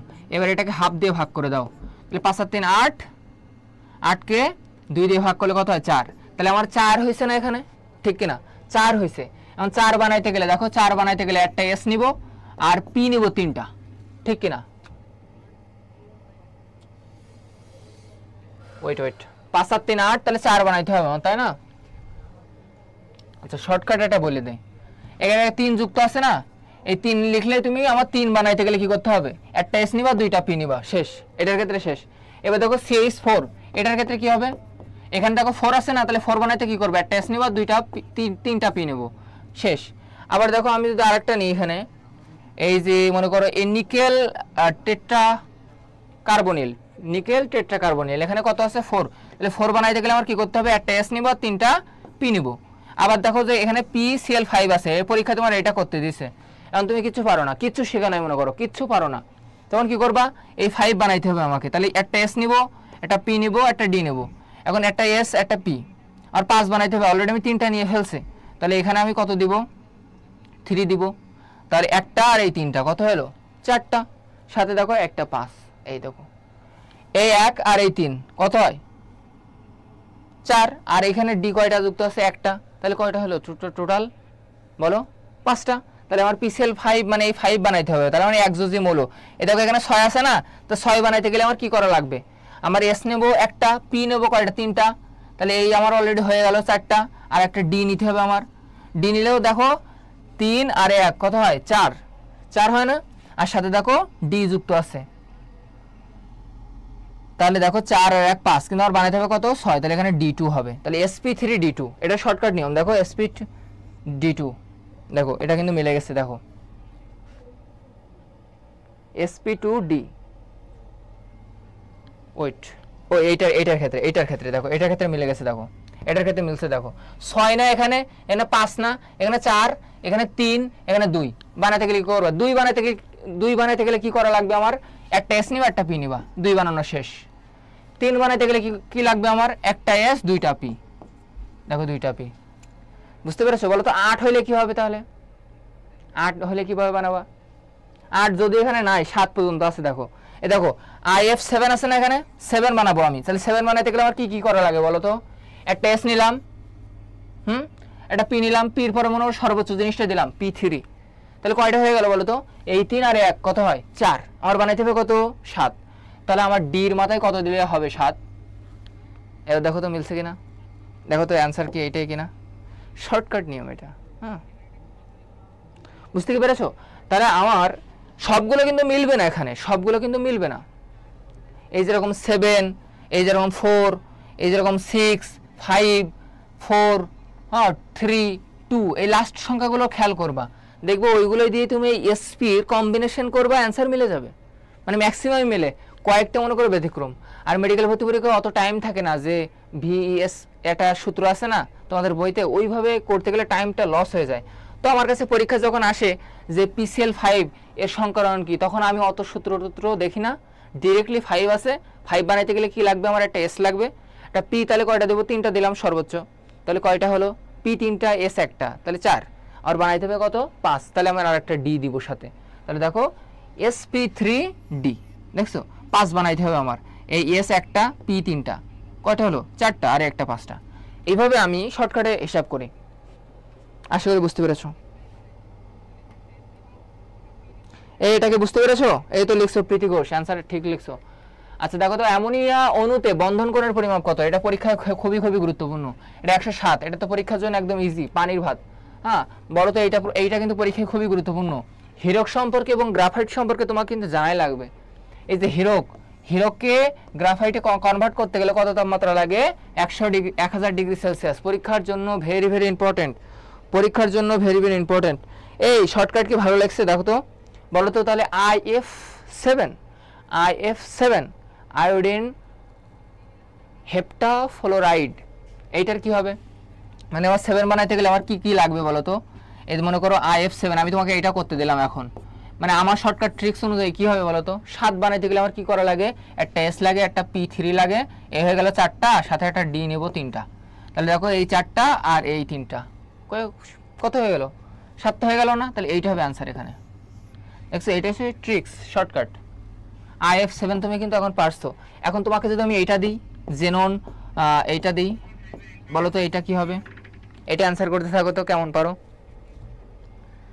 এটা পারবা? তাহলে দেখো হীরক গ্রাফাইটে পরিণত হয় 1000 ডিগ্রি সেলসিয়াস। তাহলে পরের কোশ্চেনে চলে যায়, জেনন টেট্রাফ্লোরাইড, তাহলে এটার সংকরণ কি হবে বলতে পারবা কি? 4 আছে, 4 বানাইতে গেলে আমার কি করা লাগে বলো তো, একটা এস লাগে, আর পি কয়টা লাগে, 3টা লাগে, তাহলে SP3 হবে, ঠিক কিনা বলো? তাহলে দেখো তো জেনন টেট্রাফ্লোরাইডের ক্ষেত্রে ওইটা ছিল কিনা একটু দেখে আসি তো। জেনন টেট্রাফ্লোরাইড এখানে কি আছে?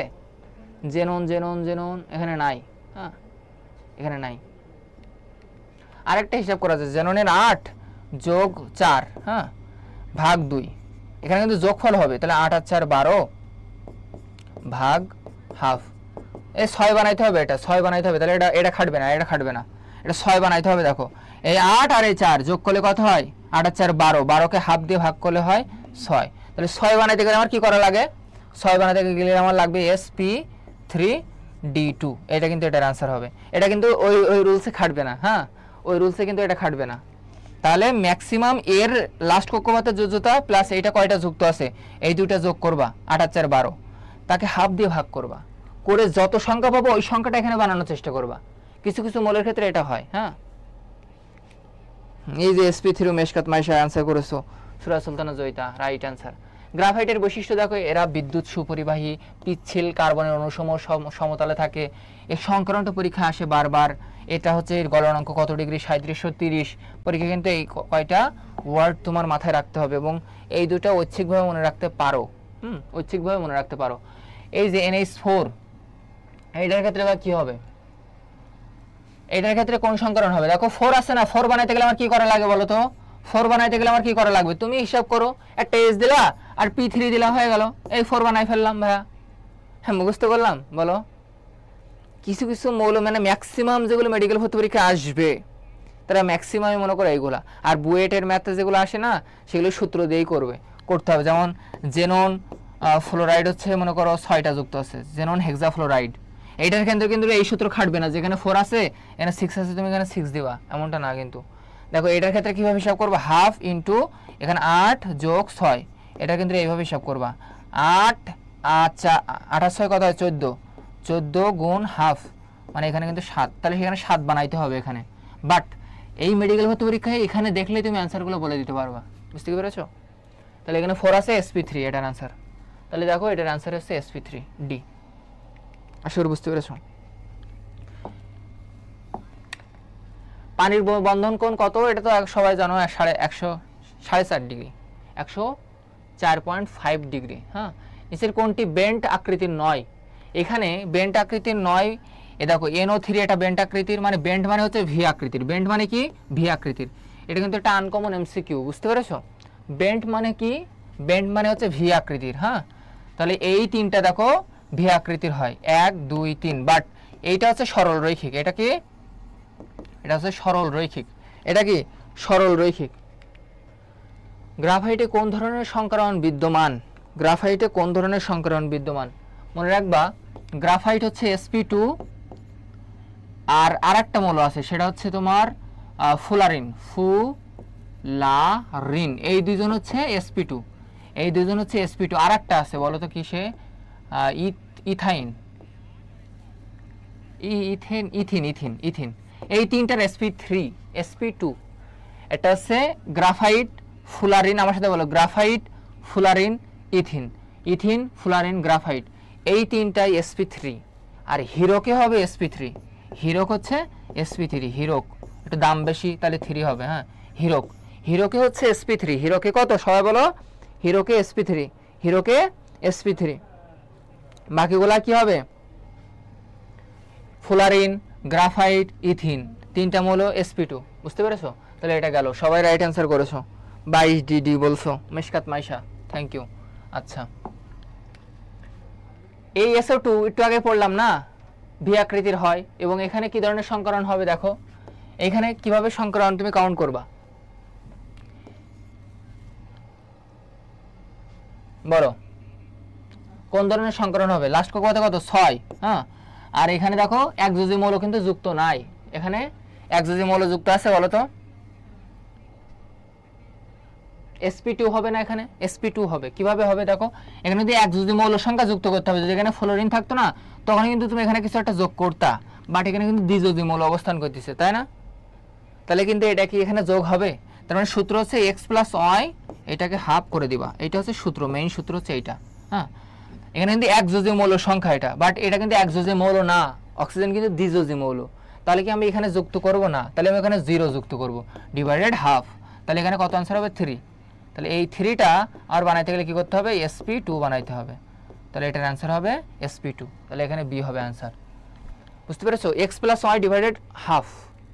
তাহলে এখানে একযোজী মৌল কি অবস্থান করতেছে? অক্সিজেন কিন্তু একযোজী মৌল না, তাহলে এটার आंसर ওখানে যোগ হবে না। এবার বলো তো, পানির অণুতে অক্সিজেন পরমাণুটি কোন ধরনের সংকরায়িত? অক্সিজেন পরমাণুটি দেখো, আমরা পানির অণু যদি হিসাব করি তাহলে কিন্তু এরকম না, এরকম না। এখন এই জায়গাটায় কি কোনো, এই অক্সিজেনের ক্ষেত্রে দেখো তো, এই জায়গায় কি ধরনের সংকরণ বিদ্যমান বলতে পারবা? 24। 24 কি হবে বলো? সবাই বলো 24। 24 কি হবে? 24 কি হবে বলো? পানিতে কোন ধরনের সংকরণ হয় অক্সিজেন পরমাণুতে?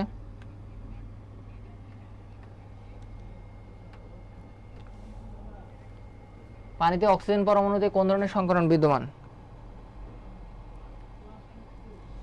দেখো এখানে কি অক্সিজেনের কোনো কি ডাবল বন্ধন আছে? এখানে ডাবল বন্ধন নাই, তাই এখানে sp3 হবে। বুঝছো?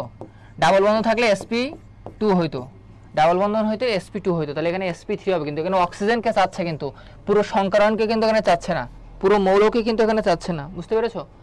এবার দেখো এইটা দেখো, AlCl5, মানে এখানে এটা মনে করো যে, এটা মনে করো এখানে পি মানে ফসফরাস ধরে নাও, এটা একটা মৌল এখানে।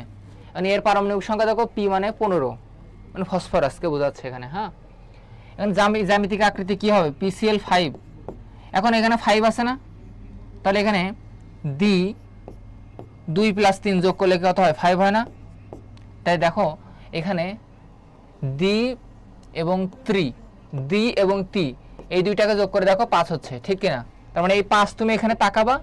যেমন একটা যোগের আমি যদি বলি AX, হ্যাঁ, X হচ্ছে Cl4, এটার আকৃতি কেমন হবে?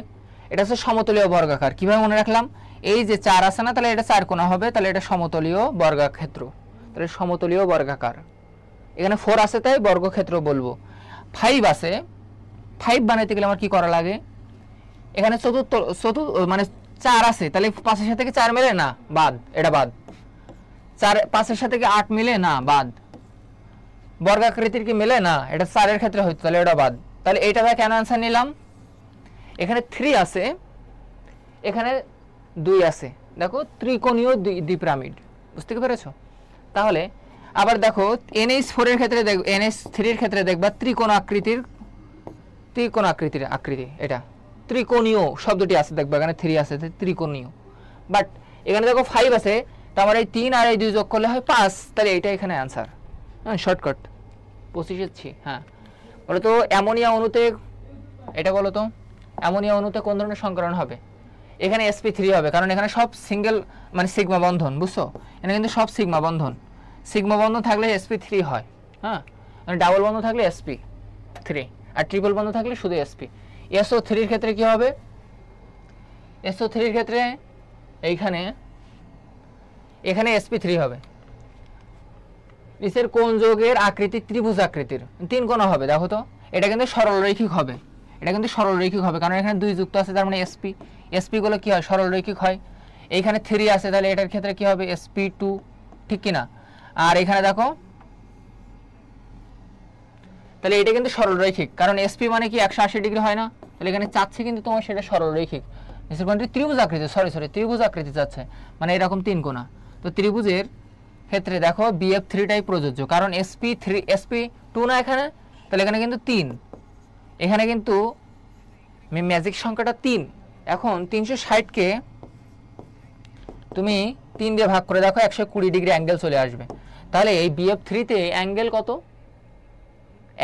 কত এইটা বের করতে হলে তোমাকে এই যে sp2, এখানে কিন্তু মোট সংখ্যা 3টা, ওই 3 দিয়ে 360 ডিগ্রিকে ভাগ দিয়ে দিবা, দেখবা ওই 120 ডিগ্রি চলে আসবে। আবার আমি যদি বলতাম ভাইয়া তাহলে এই BCl2, অর্থাৎ এখানে যে sp হয়, এখানে তো দুইটা ম্যাজিক সংখ্যা, তাই না? এই ম্যাজিক সংখ্যা তুমি 360কে যদি ভাগ দিয়ে দাও, তখন কিন্তু আসবে কত বলো তো? 2 দিয়ে ভাগ করতে হবে, তাহলে 180 ডিগ্রি, তাহলে এর ভিতরে 180 ডিগ্রি অ্যাঙ্গেল চলে আসছে, দেখছো? তাহলে অ্যাঙ্গেল বের করার নিয়ম এটা। বন্ধন কোণ বৃদ্ধির ক্ষেত্রে দেখো সনসি কই? সনসি এটা দেখো। অ্যামোনিয়ার ক্ষেত্রে কত অ্যাঙ্গেলের সঠিক ক্রম হচ্ছে? অ্যামোনিয়াম 107, এই যে CH4 এটা হচ্ছে 109.7 ডিগ্রি এরকম, আর H2S এটার ক্ষেত্রে 90 ডিগ্রি অ্যাঙ্গেল, পানির ক্ষেত্রে হচ্ছে 160 ডিগ্রি, 160.5 ডিগ্রি। এখন তুমি এগুলো সাজায় দেখো কোনটা অ্যান্সার হয়। মানে বন্ধন কোণ বৃদ্ধি পাচ্ছে, দেখো অ্যামোনিয়ার হচ্ছে আমরা 107 জানি, CH4 এর অ্যাঙ্গেল কত? 109.7 মিনিট, হ্যাঁ, আর এর 92 ডিগ্রি আর 104.5 ডিগ্রি। এটাকে সাজালে তুমি অ্যান্সারটা পেয়ে যাবা। হ্যাঁ, তুমি অ্যান্সার করতে থাকো, আমি পরে দেখতেছি সব।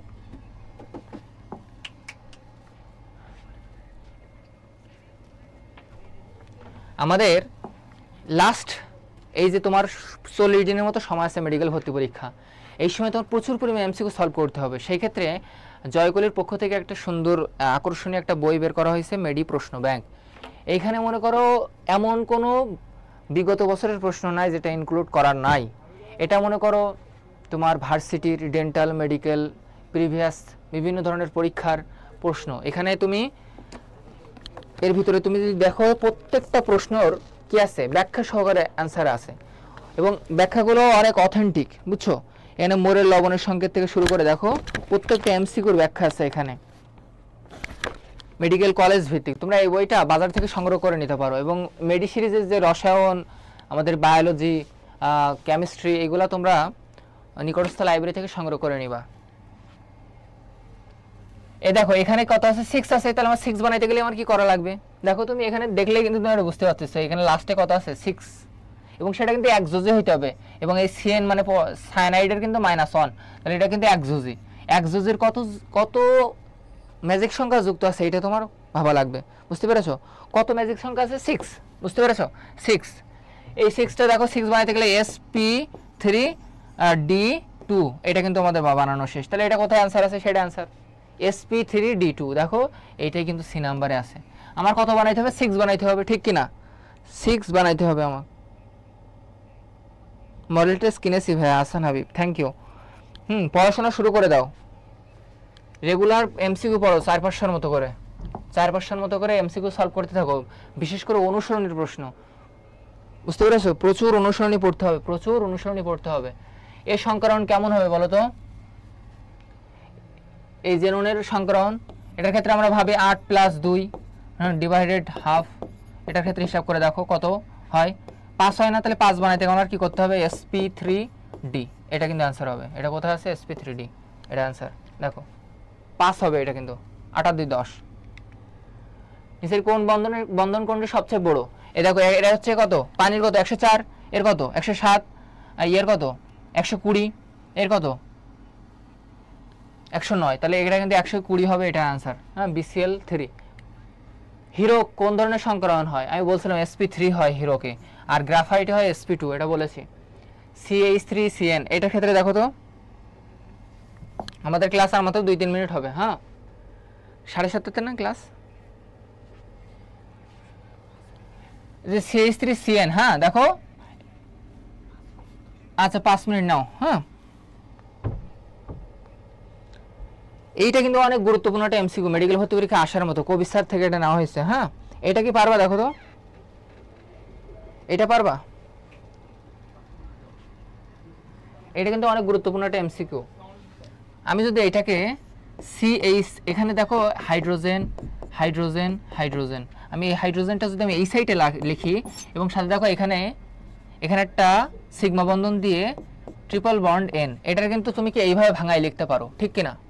দেখো একদম কিন্তু যা আছে তাই লিখছি, এই ট্রিপল বন্ড কিন্তু এখানে থাকবে, কারণ এই CN এর ভিতরে 2টা পাই বন্ধন, একটা সিগমা বন্ধন, বুঝতে পেরেছো?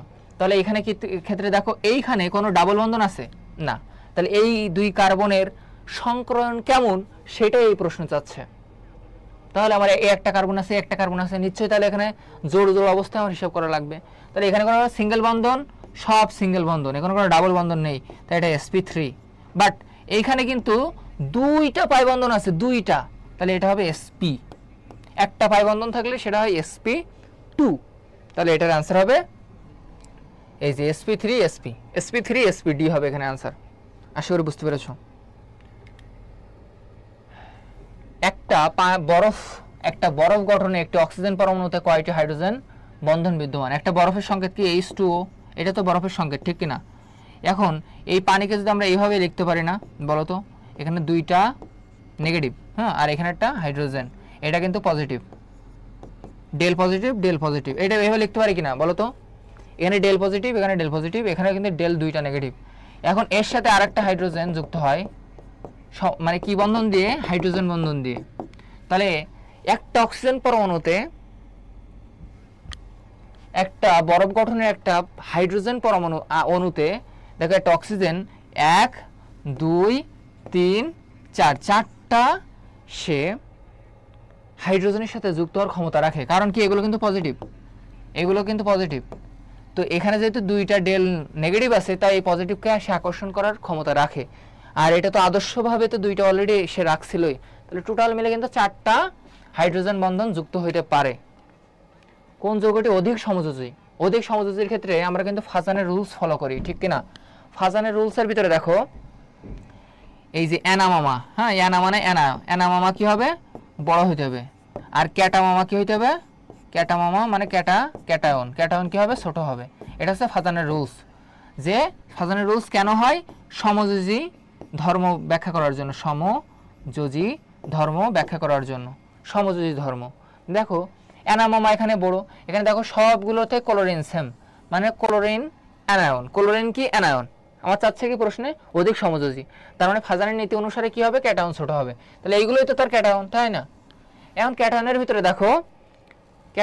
দেখো কে ছোট, দেখো এখানে এর ভিতরে কে ছোট, ক্যালসিয়াম, ম্যাগনেসিয়াম, অ্যালুমিনিয়াম বা ফেরাস, এদের ভিতরে কে ছোট বলো তো? ছোট হওয়ার আগে আমার আরেকটা প্রাধান্য দিতে হবে, তার হচ্ছে চার্জ সংখ্যা। চার্জ সংখ্যা কার বেশি এখানে, কার কম? দেখো অ্যালুমিনিয়াম কিন্তু 3টা চার্জ আছে, অ্যালুমিনিয়াম 3+ লিখি আমরা। ফেরাসের ক্ষেত্রে কিন্তু এখানে 3 চার্জ আছে, বাট এখানে কিন্তু 2 চার্জ, এখানে কিন্তু 2 চার্জ ম্যাগনেসিয়াম এবং ক্যালসিয়ামের। তাহলে আমরা চার্জ সংখ্যা যার বেশি তার সমযোজী ধর্ম তত বেশি। তাহলে অ্যালুমিনিয়াম ক্লোরাইড হবে, অ্যালুমিনিয়াম হবে না ফেরাস হবে? উত্তর হবে অ্যালুমিনিয়াম হবে। কেন? কারণ এর ভিতরে কিন্তু আকার ছোট অ্যালুমিনিয়ামের, কারণ দুইজনই সমান গুরুত্ব পায়, যেহেতু চার্জ সংখ্যা সেম। তাহলে এখানে কেন আমরা অ্যালুমিনিয়াম ট্রাইক্লোরাইড ক্যান্সার করব? কারণ অ্যালুমিনিয়ামের আকার এফির থেকে ছোট, যার ছোট তার সমাজী ধর্ম তত বেশি, এটা ফাজানের রুলস বলে, এবং আকারও তার ছোট হইতে হবে। তাহলে এদের দুইজনের আকারের ভিতরে অ্যালুমিনিয়াম ছোট হওয়াই, বাট কিন্তু চার সঙ্গে সমান, ওরও 3 এরও 3, সেই ক্ষেত্রে কিন্তু এটার অ্যান্সার এইভাবে হলো। বলো তো এখানে পোলারায়ন প্রক্রিয়ার সাথে সম্পর্কিত কোন যৌগের ক্ষেত্রে রাইট? হ্যাঁ, আতিয়া, তিথি, মেশকাত, মাইশু সবাই রাইট অ্যান্সার। জয়িতা ঠিক আছে, 4টা অ্যান্সার করেছো। আফরিন নাহার, আয়শা আক্তার, আখি, প্রীতি ঘোষ। দেখো আর কিছু এমসিকিউ আছে আমাদের। কোন পোলারায়ন কোন যৌগের সাথে সম্পর্কিত? আয়নিক যৌগের সাথে। হ্যাঁ, আয়নিক যৌগের সাথে কিন্তু সম্পর্কিত, এটা পরীক্ষায় কিন্তু ভেরি ভেরি ইম্পর্টেন্ট। কোনটি শক্তিশালী বন্ধন বলো তো এদের ভিতরে? আয়নিক বন্ধনটা শক্তিশালী বন্ধন নাকি? আয়নিক বন্ধন শক্তিশালী না সমযোজী বলো তো? সমযোজী বন্ধন নাকি আয়নিক বলো? দ্রাব্যতার হ্যালাইডের ক্ষেত্রে কোন ক্রমটি সঠিক বলো তো? এখানে কোনটা অ্যান্সার হবে? দ্রাব্যতার হ্যালাইড, সোডিয়াম আয়োডাইড এটা বেশি শক্তিশালী না সোডিয়াম ফ্লোরাইড এটা বেশি শক্তিশালী বলো তো? যার আকার যত বড় সে তত বেশি শক্তিশালী, বুঝতে পেরেছো? এই দেখো অ্যামোনিয়াম ক্লোরাইডের ক্ষেত্রে কি কি বন্ধন যুক্ত আছে? সমযোজী বন্ধন, সন্নিবেশ বন্ধন, এবং আরেকটা বন্ধন আছে দেখো আয়নিক বন্ধন। এই দেখো এখানে ammonium chloride, ammonium positive, chlorine negative. হ্যাঁ, তাহলে এখানে কিন্তু পজিটিভ নেগেটিভের আকর্ষণের মাধ্যমে যৌগ গঠন করা হয়েছে, তাহলে এটা কিন্তু একটা আয়নিক যৌগ। আবার এই যে NH4 গঠন করলো, NH4 গঠনের আগে কিন্তু NH3 হওয়া লাগবে, এবং সাথে একটা হাইড্রোজেন যখন এর সাথে এক্সট্রা যুক্ত হবে তখন সেটাকে বলা হয় সন্নিবেশ সমযোজী। তাহলে একর ভিতরে দেখো NH3 এর ভিতরে সমযোজী লুকায়িত, এবং যখন একটা হাইড্রোজেন এখানে আসতেছে তখন কিন্তু সেটা সন্নিবেশ, আর যখন এটা দুইটা পজিটিভ নেগেটিভ করে বন্ধন সৃষ্টি করতেছে সেটা কিন্তু আয়নিক। তাহলে এখানে সবকটা অ্যান্সার হবে। আশা করি বুঝতে পেরেছো কোন যৌগটি অধিক সমযোজী। এটার ক্ষেত্রে মনে করো এই ম্যাগনেসিয়াম, এটার ক্ষেত্রে কোনটা অ্যান্সার হবে? সোডিয়াম ক্লোরাইড, এটা তো পারবাই, এটা দেখলে বুঝতে পারো। কোনটি পানিতে দ্রবণীয়? হ্যাঁ, এটাও ফাজানের রুলস দিয়ে করা যায়। হ্যাঁ, কোনটি সমযোজী যৌগের বৃদ্ধির ক্রম ওই অ্যানামামা ছোট ক্যাটামামা বড়, এইটা দিয়ে রুলস দিয়ে হিসাব করলে পারবা। জলীয় দ্রবণের বিদ্যুৎ প্রবাহিতা বেশি কার হবে? দেখো এখানে সবগুলার অ্যানায়ন সেম, বাট ক্যাটায়ন কার ছোট? লিথিয়ামের ছোট, তাহলে তার কিন্তু সমযোজী ধর্ম বেশি এবং পরিবাহিতা তত কম। এবং জলীয় দ্রবণের বিদ্যুৎ প্রবাহিতা কার বেশি হবে? এখানে যার আয়নিক ধর্ম যত বেশি। হ্যাঁ, নিচের কোন যৌগের গলনাঙ্ক সবচেয়ে কম? এটার ক্ষেত্রে লিথিয়াম ক্লোরাইড হবে, আর আগের ক্ষেত্রে কিন্তু সোডিয়াম ক্লোরাইড হবে। হ্যাঁ, এটা খেয়াল করো। অধিক সমযোজী সেম রুলস, ফাজানের নীতি। ফাজানের নীতি দিয়ে অনেকগুলো এমসিকিউ বানানো হয়েছে আজকে। হ্যাঁ, বিদ্যুৎ প্রবাহিতা করলাম, নিচের কোনটির গলনাঙ্ক সবচেয়ে কম? এটাও ফাজানের রুলস অনুযায়ী লিথিয়াম ক্লোরাইড অ্যান্সার হবে। ফসফোনিয়ামের মোট বন্ধন সংখ্যা কয়টি? বন্ধন সংখ্যা কয়টি দেখো, PH3 আগে গঠন করবে, তার সাথে একটা হাইড্রোজেন যুক্ত হবে, তাহলে এখানে 3টা আর একটা 4টা, মোট 4টা অ্যান্সার হবে। সি হবে কিন্তু 4 সি। হ্যাঁ, অ্যামোনিয়াম ক্লোরাইড এটা কয় ধরনের বন্ধন বিদ্যমান একটু আগে হিসাব করলাম, একটা, এই যে 2টা আর একটা 3টা হবে অ্যান্সার এখানে।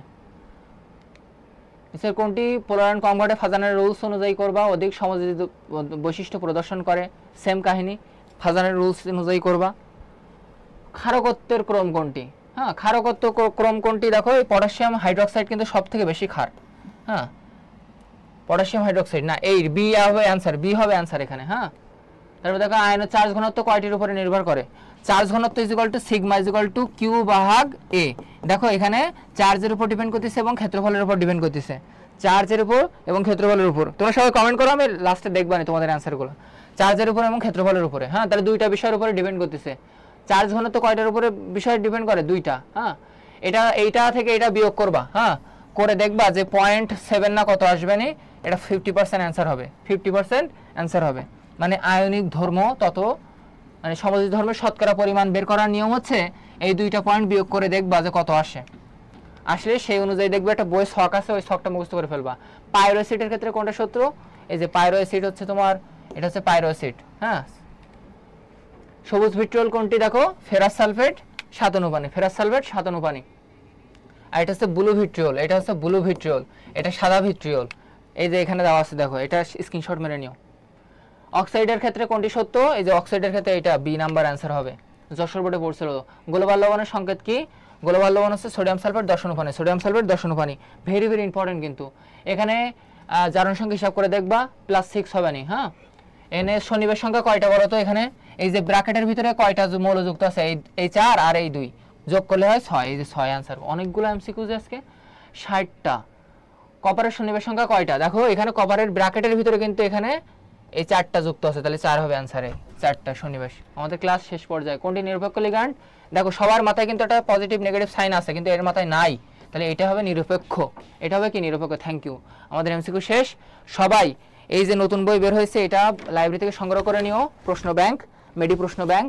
সাথে আমাদের যে সিরিজের যে বইগুলো আছে, মেডি রসায়ন, মেডি জিকে, মেডি ইংলিশ, এই বইগুলো নিকটস্থ লাইব্রেরি থেকে দ্রুত সংগ্রহ করে সলভ করতে থাকো। সবাই সুস্থ থাকো, সুন্দর থাকো। সবার জন্য দোয়া রইল। রেগুলার পড়াশোনা করতেই হবে তোমাকে। আসসালামু আলাইকুম।